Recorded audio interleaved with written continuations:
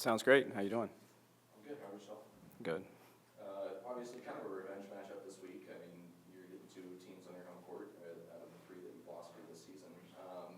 One of my favorite stories I've done this year was talking to you guys after you regrouped from those two road losses. It felt like a pretty big turning point in the season, and on here he has his ascent. So what's this weekend mean for your team? Great opportunities to play two more great teams, to continue to challenge ourselves, learn, rise to another level. It kind of feels like that's going to be necessary. That's the vibe that I personally have, that this is going to demand our best effort of the year. So a lot of fun. I mean, that's kind of just the vibe. It's like, okay, what's the next challenge? How do we put everything together in place to attack it? And when you have a team that's embracing challenges like this one is, it's just pure joy, man. It's just fun, So we know we got two great teams coming. We're gonna have Gil going crazy. The traffic has been heavy, which is exactly what you want. And so it should just be 80 great minutes of high-level competition.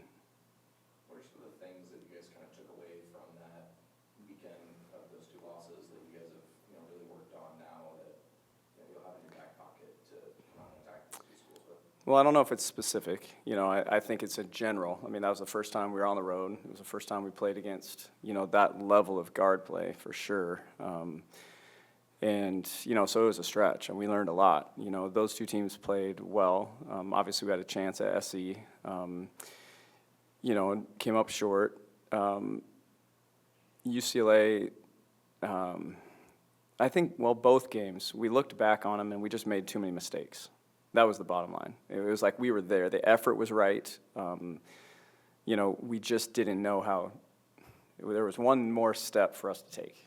One big step, just in accuracy. So I think in a general sense, that's what everybody has seen over the last few weeks. Since then, is just a attention to detail that we didn't know as a group we needed, that we gave into because we didn't like losing. And this group came off that with that awareness and knowledge and that confidence. That we were right there, and we looked at film and we're like, man, we could have won those games. Looking back, I mean, that's kind of how it felt.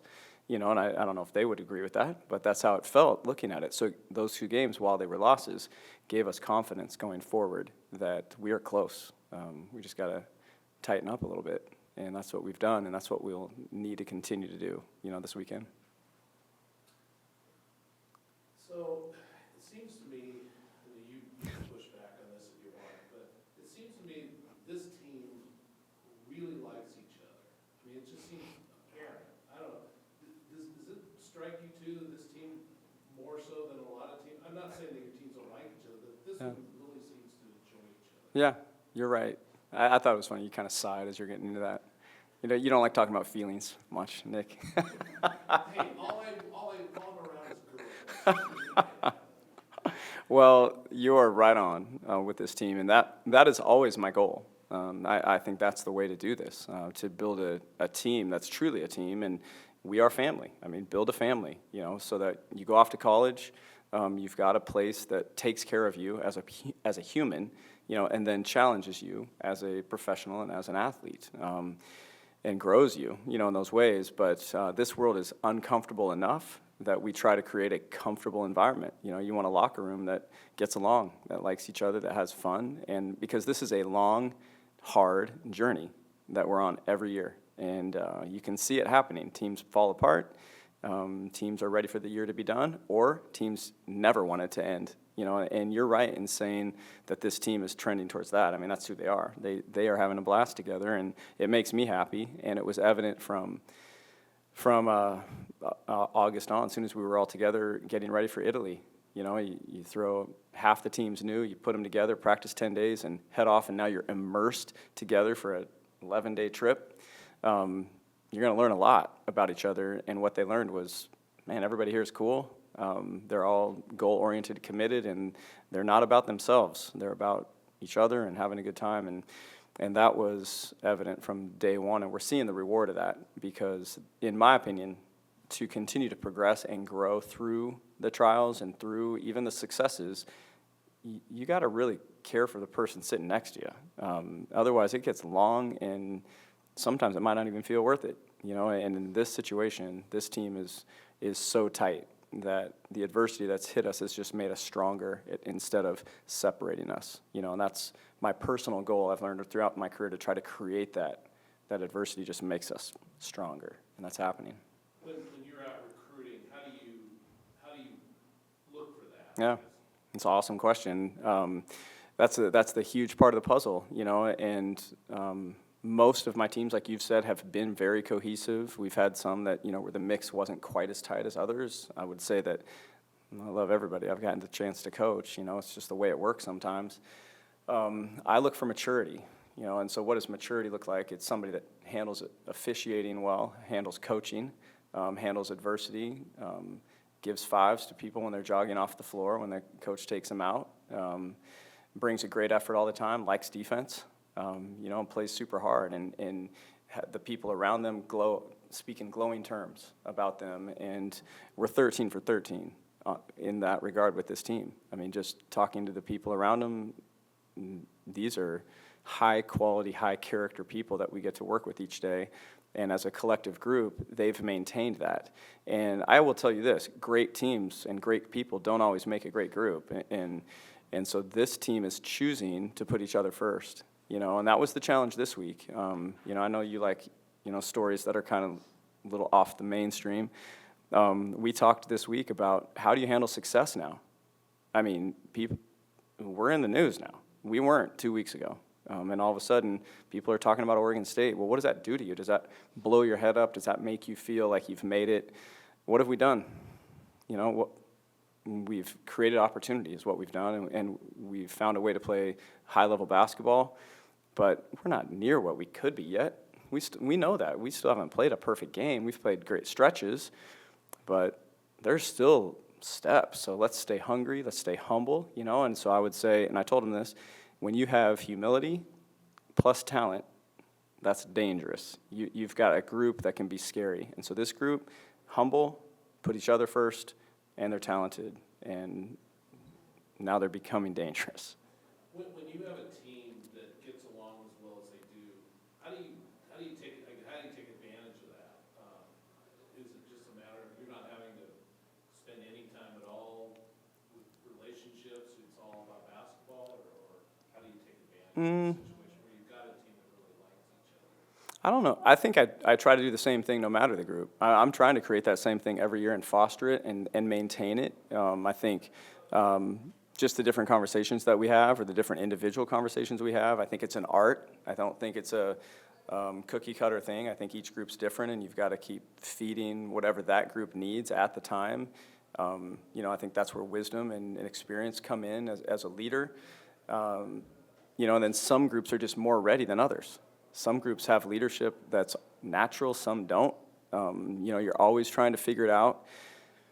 This group has all those qualities that have allowed them to really accentuate the things you're talking about, and it's made their talent really stand out. So I just think it's not luck, but in a way it's kind of just a natural progression based upon what that group's capable of.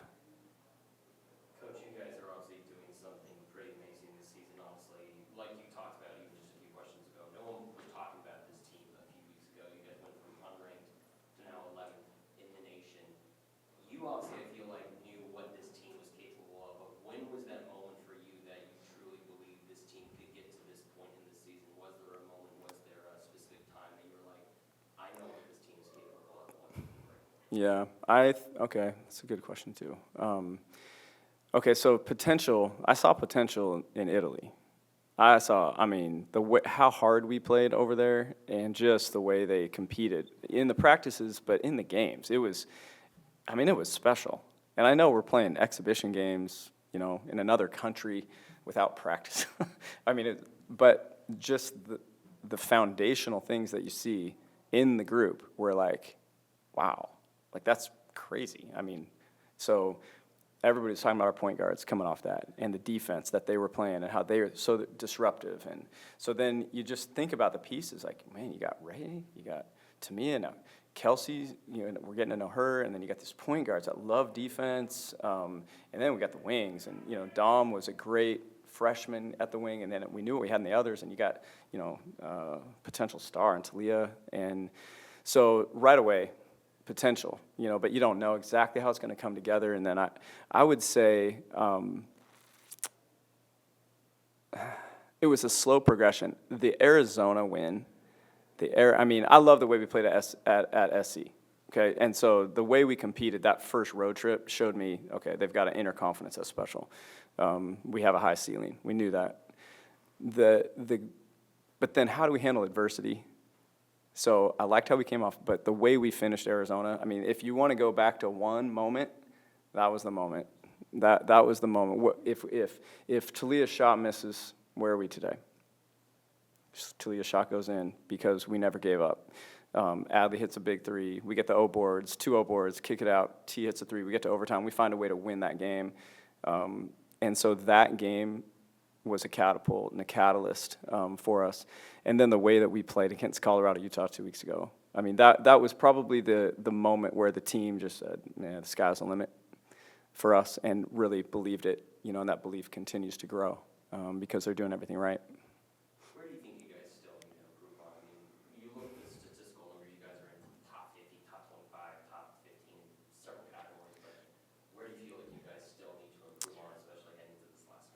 Yeah, well, we had 0 legs left in the fourth quarter the other day.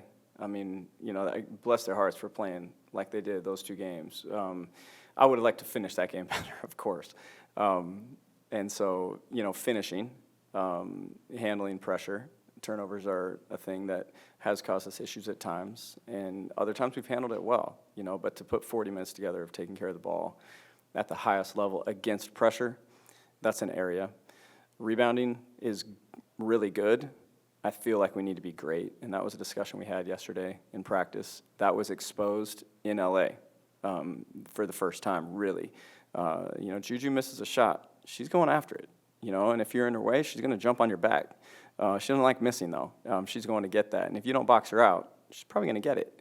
And then Charisma really hurt us at UCLA with 2 huge offensive rebounds, kind of in a pivotal moment that kind of decided the game, I thought, in that fourth quarter.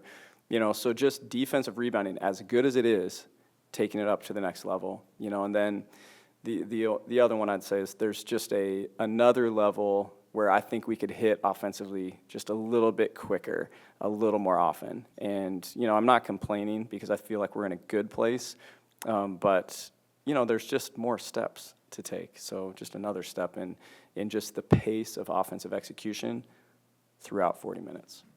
With where you guys are at right now in the Pac-12, obviously 3rd place, clearly just a step behind, Stanford right now, and I believe it's still Colorado, if I'm correct, just because they played, I think, 1 more game. Yeah. Do you guys at this point in the season treat every game as a must-win scenario, or how do you look at these last final games heading, to the end of the regular season, obviously heading into Pac-12 and of course March Madness play? One possession at a time. That's how I view it. It's literally one possession at a time. Win every possession, the other stuff takes care of itself.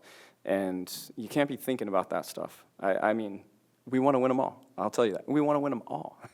Why not? We control our destiny in a way, right? I think. And so let's win them all. But the only way that's even remotely possible is possession by possession. And that is the maturity that this group has shown. We know how hard every game is. They've played with complete respect for our opponents every night, and that's going to be demanded down the stretch. But if you look at our schedule, look what Cal just, you might say, oh, well, you got Cal at home. That's the easy one. No, are you kidding me? Cal's legit. And, then the other ones are either ranked or the Washingtons on their home floors. There's no rest here. Our schedule is an absolute beast, and, I think the team has used it to their advantage. It's the toughest schedule, yet they're rising to it, and they found ways to win games against teams and in places where people didn't think we could, and now people are saying, maybe they can, and so going into the weekend, we're underdogs again, by ranking anyway, and I think that's kind of where we've been all year, so okay. When we've been favorites, I think we've handled that pretty well too. So, so it's just, this team's just like loving playing basketball. And so I think that's the number one thing. Let's just have fun with this possession and dominate it. What's maybe one thing that has surprised you the most of this team that you maybe didn't see at the beginning of the season, but going throughout the season, you've kind of noticed? First off, I like your sweatshirt. Happy Valentine's Day to everyone. Something that has surprised me. I don't know. That's such a hard question. Well, no, it's okay. Hard questions are good. I think I always see greatness. I see greatness, and so I see it when they walk on campus, so I can't say I'm surprised. I'm pleased that things have come together so quickly. I'm pleased in our leadership. I'm not surprised by it, but I'm pleased with it. I'm so pleased and happy for Talia. Talia is stepping up into a leadership role that a coach can only dream of. And it's like just happening for her. And it's just happening before our eyes, where she's embracing the defensive end and loving the defensive end and setting the tone for us on that end of the floor. And Timea setting the tone. The team said, I asked him yesterday, who sets the tone for us defensively? Talia. Awesome. Who sets the tone for us on the boards? Everybody said Timea. Awesome. And so we've got leaders stepping up into areas and in categories that they weren't quite sure, maybe, that they could. I don't know. And so I think I'm just pleased with the progress everyone's making. And no matter who we call on, they go out and take the court confidently and produce. It has not mattered the night. From what Sela's done in her minutes, all the way through. It's just been a joy to watch them rise into it. So can't say I'm surprised, but I'm just really happy for them and pleased overall.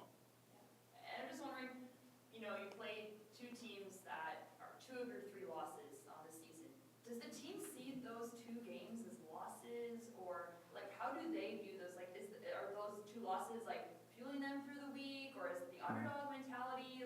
How do they view those, or do they just view them as close games and we should have won and now we have another chance? Yeah, I think they view them as, they want to beat them for sure. I think to get revenge on losses, anybody would say, yes, that would be great. I'd like to do that. I don't think it's out of balance in any weird emotional way, we got to, they beat us, we got to. It's not like that. It's like these are two good teams that, we need to beat if we want to get to where we ultimately want to go and capitalize on the opportunity we've created at this point and, defend our home court and keep rolling, So I think it might just be that simple. And with that is just a massive level of respect for how good they are, But I think they look back and and do say, yes, we lost, but we really benefited from those experiences, and we've turned them into wins, even though they're not. You know what I mean? So it just feels really healthy to me. And not only is it a really fun time for you to be a coach, but it's also a really fun time for you to be a dad. When you found out that your son kind of got that exemption into the Scottish Open, what was that like? One of the best days of my life. We were there for it, and Carrie was with me. And I could talk about it for a long time, but I'll just sum it up by saying Monday was, for everything that it meant, for the incredible opportunity it was for him, for his coach at Boise State creating the opportunity. We're so thankful for that.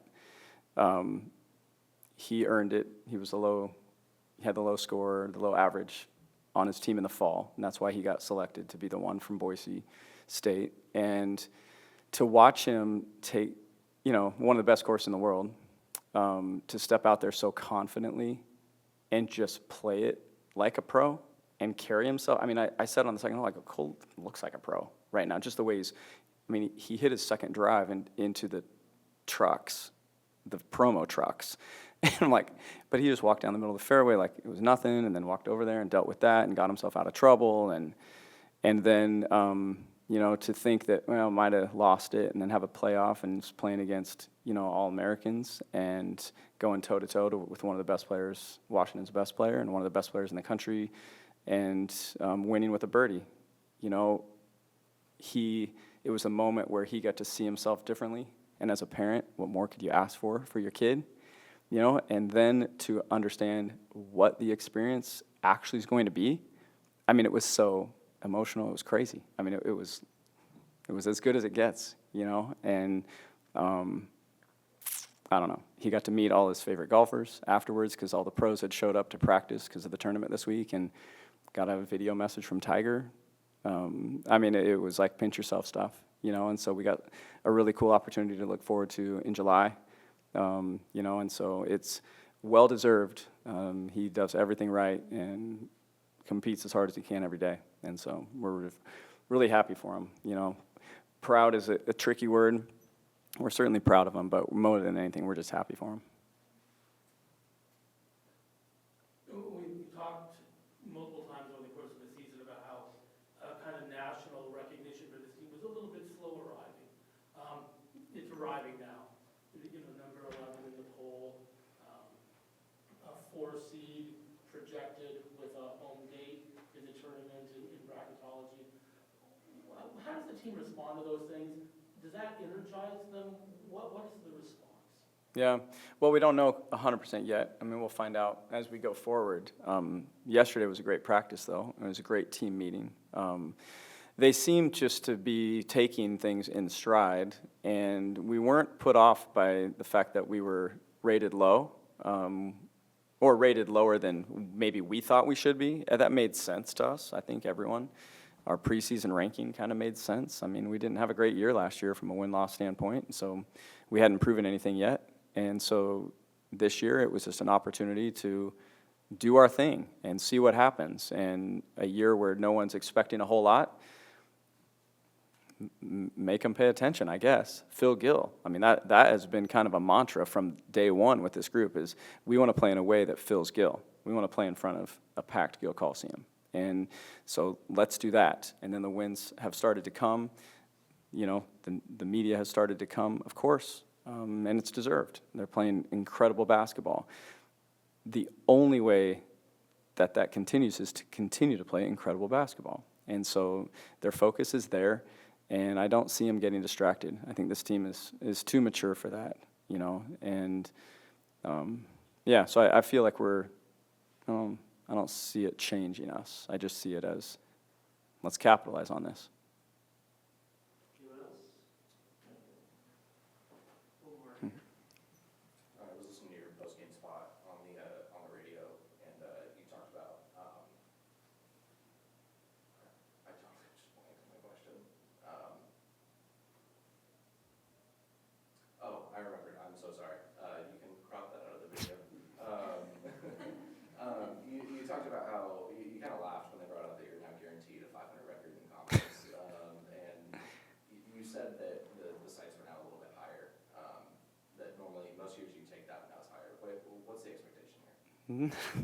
I would not take that most years. I mean, I guess some years you'd take that. 500. I don't want to be 500. You want a winning record. And so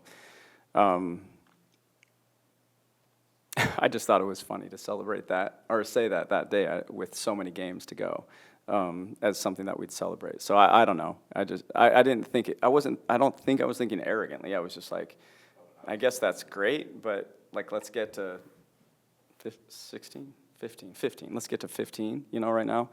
And so our sights before the year were high. Ours were.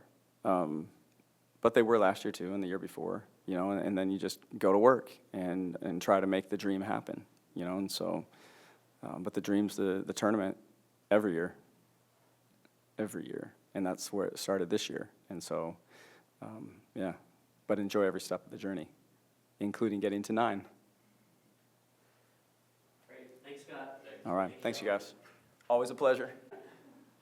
I'll show you the shoes. Yeah. Yeah, the fire. They're so cute. My little baby. We can give you first question since they complimented your fit. We'll just work it around in reverse order, so. Okay, perfect, awesome. All right. All right, Yes. Okay. we ready? Oh, I'm not. Okay.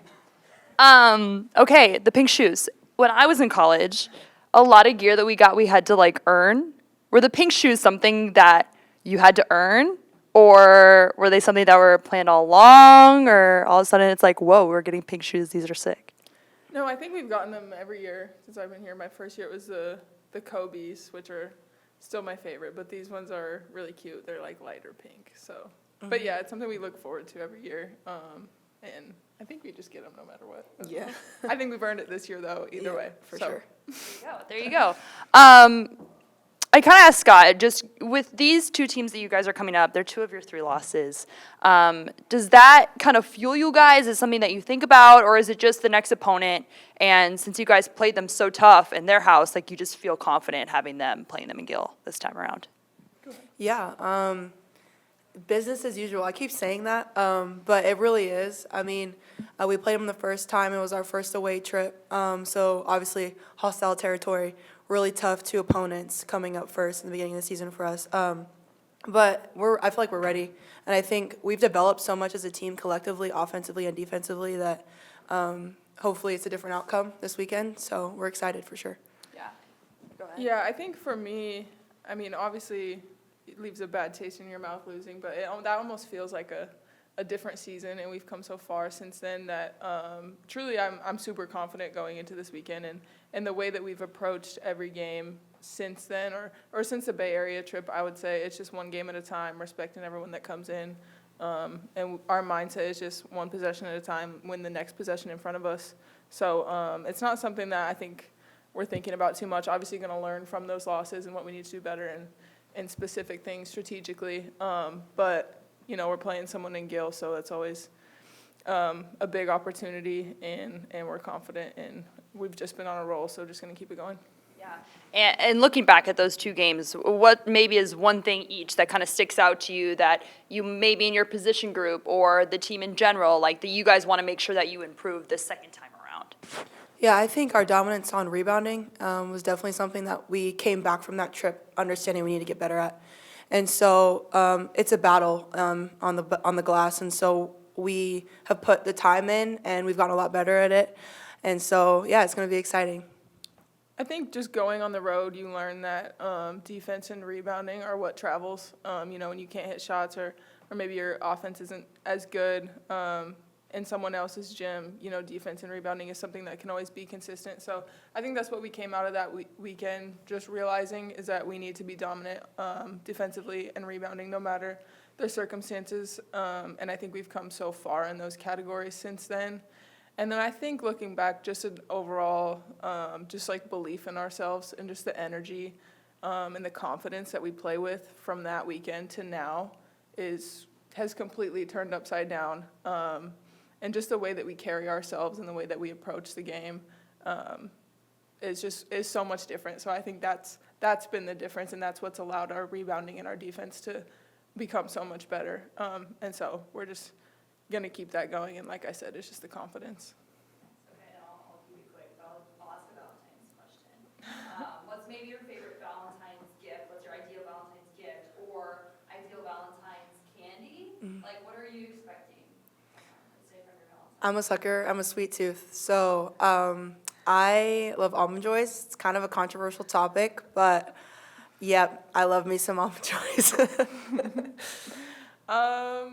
I don't. And for me, anything pink. I just love the color pink. So if you give me something that's pink, that's good enough for me. First of all, Timea, there's nothing wrong with liking almond. Thank you. You're safe. Well, I think. Yeah, I'm sorry. they're so good. They are. Talia, for you, Coach talked about how watching you transform into the leader that you've become this season has been a dream come true. What does it mean for you in the transformation you've become in a leader and the role that you've taken this season, whether it's been the voice in the huddle or the impact you have on defense and what you've been able to achieve so far this season? Yeah, I think it's just been a journey, and kind of having to step into a leadership role early in my career was humbling for sure. And I think the difference this year is just that it's much easier to hold other people accountable if you're getting the job done yourself. So I feel like just really priding myself on defense and finding the joy in it, and identifying as a defender has been the difference for me this year, and I think allowed me the confidence to be able to, hold everyone else accountable, and then I think that just spreads throughout the team. If I make a mistake on defense, I'm hearing about it from freshmen, from sophomores, from whoever, and I think that's what makes this team so good, is that it's 1 through 13, we hold each other accountable, and so I definitely try to have that start with me, and so I can't expect my teammates to do something that I'm not doing, so just making sure I always have energy, I'm always working hard, and that's something I take super personally, bringing everyone together in the huddles. I think, especially last year, losing so many close games, I think that's what we were missing, was someone to just bring everyone together and just be aware of the situation, like we're up 10 with 3 minutes left. I think if you have a really good leader, there's no way you lose that game. If you're just bringing everyone together, making sure we know the situation, we know what we need to do. And I think that's going through that last year and just having all of those experiences of not being a good leader or failing at that has allowed me to kind of step into it this year and take it on. And that's, in my opinion, what it takes for us to win and for us to be a good team, is to have that leadership, not just from me, but it kind of comes from everyone. Obviously, AJ's been here a while, and Timea and Ray have huge voices on this team as sophomores. And so that's what makes this team so special, is that it truly does, as much as people talk about me as leader, it comes from everyone. And everyone has a voice at different times and steps up when they need to. And so it's just been so fun. And like I said, I think the last 2 years have really been leading up to this. So it's just super fun playing with this team. How much do you reflect on the last 2 seasons, especially everything that you guys went through, all the different adversity, the decision, to stay here at Oregon State, to continue to be a Beaver instead of leaving when things were down here over the last couple of years? How much do you reflect on what everything has led in the last 2 seasons to this point for you and this team? A lot, I think, especially the last few weeks, with just kind of starting to get recognized and how far we've come, and obviously climbing in the rankings. Not that you put too much weight on that, but after winning 4 conference games last year, it's definitely hard not to look at how far we've come. And talking to AJ too, we're just like, man, we really kind of started from the bottom here and had a tough couple of years, but we just kept showing up and we kept finding new ways to problem solve and looking in the mirror, asking ourselves what we need to do better individually, and then how can we impact the team and impact others. And I think Timea's class, that sophomore group, has played a huge role as well, just coming in, weathering that freshman year and then getting back to work in the spring. It was those 5 and AJ. I was recovering from surgery, but they were at Dixon, they were in the gym every day, and they were just grinding. So it's as much credit to that group as it is to AJ and I. And so, yeah, I think it's just been a journey, and it's been super fun. And I think going through all those hard times and all those losses and all that failure really has allowed us to grow and turn this program back into what it was. And so it's just been super fun, and it's been a collective effort from everyone. Timea, I'm just curious, Coach talked about at the beginning of the season, you guys had this belief in yourselves that despite the rankings, despite the polls, that you guys knew what you guys were capable of, that you guys knew you had to earn it. Where did that belief really come from in your eyes with this team, that you guys could get to this point? Yeah, T said it, but we're really good individually, and so we all kind of see that in each other. And last spring, when we were putting the work in, we hooped at Dixon with like our scout guys, and we all kind of rekindled the love for the game and like realized how good each of us individually are. And then we were just kind of took that confidence and just kind of led it into this next season, or now I should say.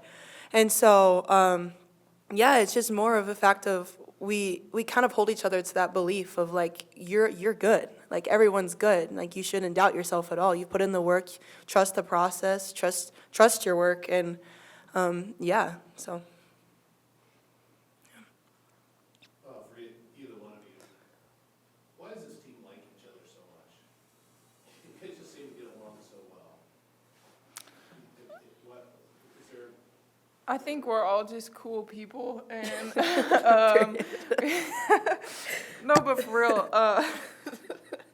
it's just so easy to love each other. I feel like Scott does a great job of really getting to know the people that he's recruiting, and he intentionally recruits people with super high character, and just people that are super easy to get along with, and there's no drama on this team ever. I mean, we're super close and we're like family, and you know, we fight and bicker a little bit like sisters do, but at the end of the day, like, we love each other so much, and yeah, it's almost something that you can't really explain. It's just we all gel, and we all have similar goals, and so that makes it easy to come in and have the same mindset every day and just bond. And I think specifically with the group that was here last year, those 5 sophomores and AJ and I think going through how tough last year was and just how maybe hard it's hard to lose 9 games in a row. It's hard to only win 4 games in conference when you came here to win and you came here to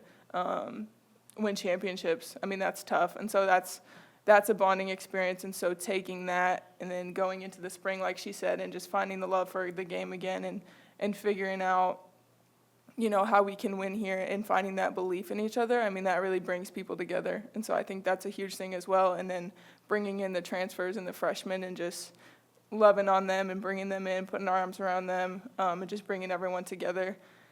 Yeah, it's almost something that you can't explain, but that's what makes this group so special. So I don't know if you can pinpoint it to any one thing, but we all just love each other. We love basketball, and so it makes it easy to show up every day. I assume you guys have both played on teams that maybe not that they didn't like each other, just sort of tolerated each other. Is there a big difference when you play on a team like that versus one where everybody really likes each other? I would say absolutely. It kind of enables a sense of trust between each other when you are super tight and you are able to get on each other without anyone taking offense to it.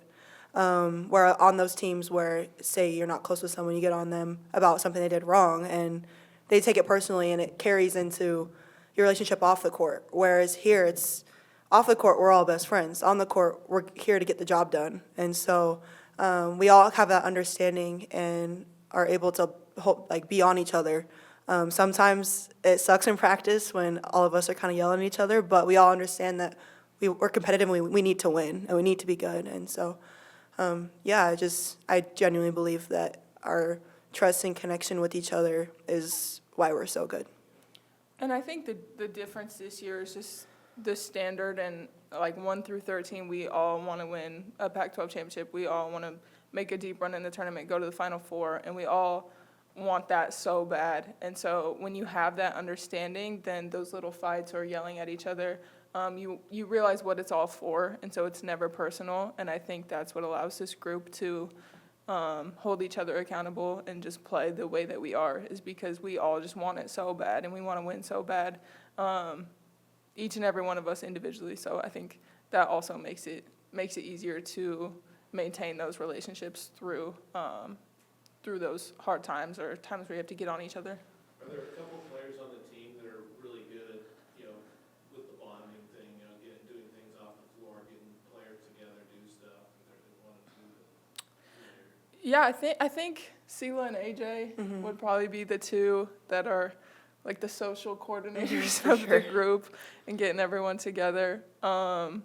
I think it's definitely hard during Pac-12 schedule and during school, but we've been really good about that this whole year, about getting together, and obviously Italy was super special and kind of made us realize how much we love just being around each other off the court. So yeah, everyone kind of hangs out with everyone, and it's super fun. But yeah, those are probably the two. Talia, you're one of my favorite people to follow on Twitter. Thoughts there about your guys' Starbucks event tomorrow. I just kind of wanted to ask how that came together and what you guys are looking forward to with it.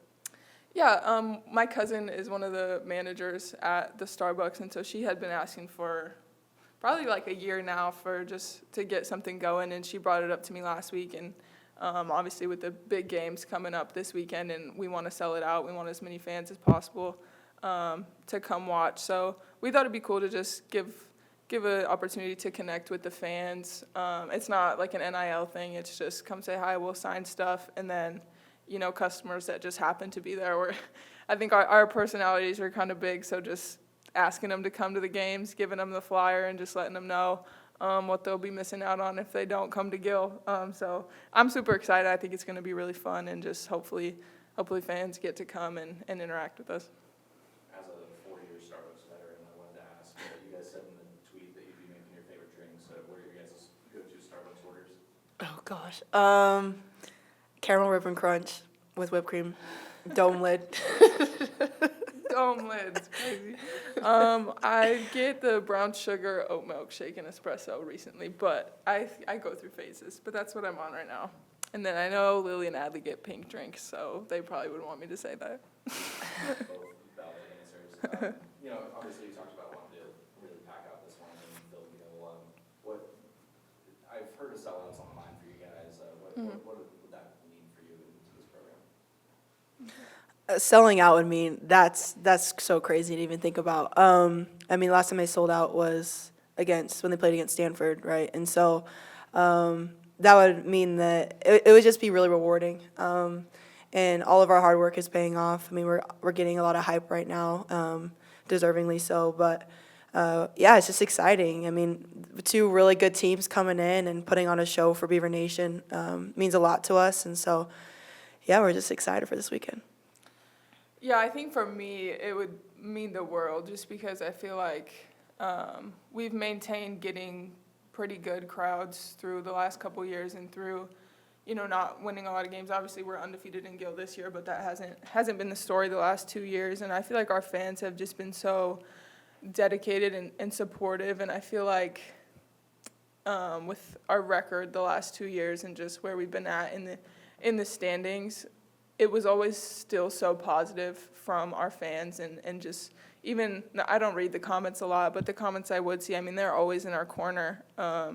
And so to kind of turn it around for them this year and just to see the support that we're getting, obviously it's great to sell it out, but those fans that have been there through the whole thing, it means the world. And you don't fill arenas unless you win and unless you're special and fun to watch, and that's what this group is. So I think, obviously, season's not done yet, but I think we've earned that, and I hope that we get to experience it. If not this weekend, then hopefully what could be the Pac-12 championship against Stanford in 2 weeks or however long it is. So I think it's just been a long time coming, and we're trying to earn that, because that's not something that just happens. So it would mean the world to me, and I get emotional thinking about it. So I hope that it can happen, and I hope that Beaver Nation shows up. Thank you. Go Beavs. Thank you, go Beavs.